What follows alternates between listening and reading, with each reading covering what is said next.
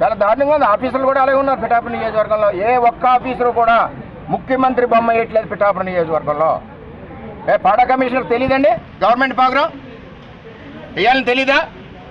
Commissioner ఆఫీసులో పెడతాడు. ఏమైనా ప్రైవేట్ బిల్డింగ్లో పెట్టారా? ప్రైవేట్ ప్రోగ్రామ్ ఇష్టం ఉంటే వేసుకోండి. ఇది పెండెం దొరబాబు అన్న వ్యక్తి ఈ పార్టీల్లో ఒక స్పైలాగా వచ్చాడు. జగన్ పార్టీ నుంచి మళ్ళీ పోతాడు. వాళ్ళే చెప్తున్నారు కార్యకర్తలు, అన్నగారు మేము 4 నెలల ముందు పోతాం, మాకెందుకు ఈ పార్టీ ఏదో పవర్ ఉందని వచ్చామని. ఈ వ్యక్తి మళ్ళీ చెరువులు తవ్వుకోవడానికి వ్యాపారం చేసుకోవడం. కొమరగిరి చెరువు 100 ఎకరాలు తవ్వేసి స్కామ్ అయిపోయింది. ఇందులోకి వచ్చాడు. అది ఎక్కడ ఎంక్వైరీ అవుద్దాం, అది పోయింది. మొత్తం దగ్గర అంటే 50 కోట్ల స్కాము చెరువుల్లో ఉంది, 50 కోట్ల స్కామ్ భూముల్లో ఉంది. ఈ స్కామ్ బయటపడుతుందామని దొరబాబు జనసేనలోకి వచ్చాడు. ఎలక్షన్ ముందు ఏం చేశారు వీళ్ళందరూ? మందు ఇళ్ళే పంచారు, డబ్బులు ఇళ్ళు ఇచ్చారు, మందు గొడవలు కూడా ఇళ్ళు దాంట్లోనే దొరికినాయి. అవన్నీ కూడా రికార్డులు ఉన్నాయి, అబద్ధాలు కాదు. సరే వచ్చారు కదా అని వెళ్తున్నాం. మా మీద తిరగబడ్డాం, 5 ఏళ్ళు తిరగబడ్డాం. ఇదే దొరబాబు పెడితే మేము కార్యకర్తలు 50 మంది రాజమండ్రి కోర్టు తిరుగుతున్నాం, ఇవాళ అగ్రహారం కోర్టు తిరుగుతున్నాం. అందులో జనసేన పార్టీ వాళ్ళు కూడా ఉన్నారు. అవల్లి అని చెప్పి పార్టీ అధ్యక్షుడు ఉన్నాడు, ఆడి మీద 3 కేసులు ఉన్నాయి. ఇది ఎక్కడ బరాయించినాక అర్థం ఉంటుంది. మాకు లీడర్ క్రమశిక్షణ కాబట్టి 2 మూసుకుని వెళ్తున్నాం. నెట్టేసి తోసేశారు.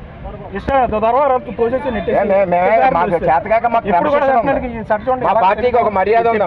మేము అడిగిలాగా అంటే మాకు 2 నిమిషాలు మన ఇంటి నుంచి బయటకు వెళ్ళరు.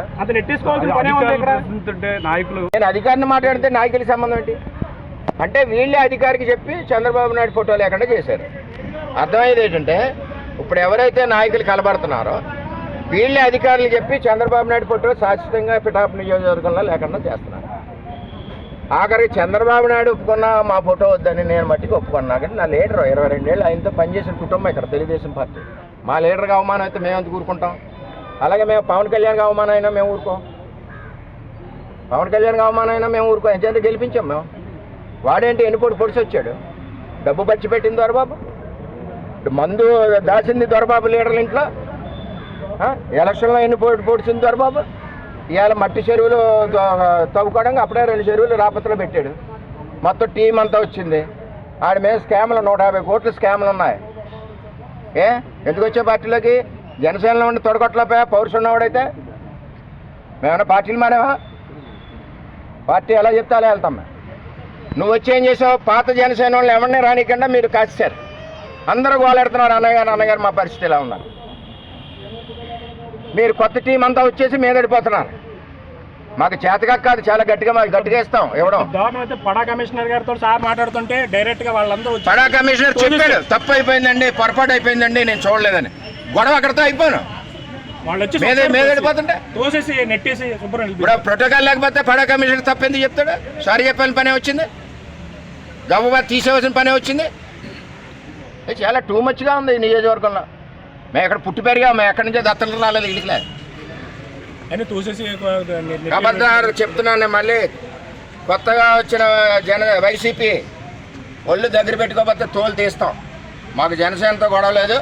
పాత జనసేనలు మేము ఒకే కుటుంబం, వాళ్ళు మా దగ్గర నుంచి వెళ్ళండి.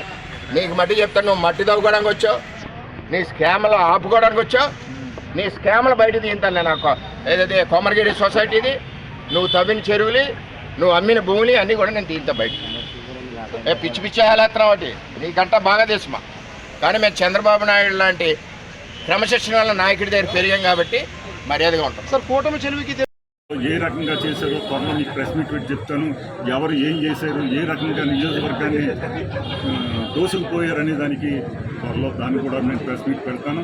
ప్రెస్ మీట్ పెట్టి చెప్తాను ఏ రకంగా చేశాను. మీకు అందరికీ కూడా నేను ఓపెన్గా ఛాలెంజ్ చేస్తున్నాను. ఎక్కడైనా సరే ఈ పిఠాపురం నియోజకవర్గంలో ఏ ఒక్క మనిషి దగ్గరైనా సరే ₹1 ఆశించేయని చెప్తే నేను రాజకీయం సన్యాసం.